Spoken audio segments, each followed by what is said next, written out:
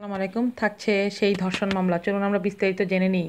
ধর্ষক সাফাতের সেই রাতের ছবি ফাঁস, চলুন আমরা বিস্তারিত জেনে নিই। বনানীর রেড্ডি ধর্ষণ মামলার ঘটনায় রিমান্ডে থাকা আপন জুয়েলার্সের মালিকের ছেলে ও মামলার প্রধান আসামি রিমান্ডে আরও চাঞ্চল্যকর তথ্য প্রকাশ করেছেন। গোয়েন্দা পুলিশের একটি সূত্র পূর্ব পশ্চিমকে জানিয়েছেন, জিজ্ঞাসাবাদে সাফাত ও সাদমান বলেছেন, ওই রাতে অর্থাৎ ২৮শে মার্চ কী হয়েছিল তার বিস্তারিত বর্ণনা দিয়েছেন। এমনকি এখনও পর্যন্ত গ্রেফতার না হওয়া আরেক ধর্ষক নাইম আশরাফ জন্মদিনের ওই পার্টিতে কয়েকটি ছবি তুলেন হোটেল রেন্টিতে। সেই ছবিগুলো তুলে দিয়েছিল অভিযোগকারী এক তরুণী। জন্মদিনের কেক কাটা এবং ফুল দিয়ে নাইম আশরাফ সাফাতকে শুভেচ্ছা জানাচ্ছেন। ছবি দুটি সামাজিক যোগাযোগ মাধ্যমে ফাঁস করে দেওয়া হয়েছে, এমনটাই গোয়েন্দাদের জানিয়েছে সাফাত ও সাদমান। জিজ্ঞাসাবাদে তারা আরও বলেন, তাদের বন্ধু মাহির হারুনের ঝালকাঠি একের এমপি বজলুল হক হারুনের ছেলে এবং রেন্টি হোটেলের পরিচালক ভূমিকা সম্পর্কেও বলেন। মাহিরের মাধ্যমেই হোটেলের রুম বুক করা হয়। সাফাতের জন্মদিনে কেক মাহিরই উপহার দেন।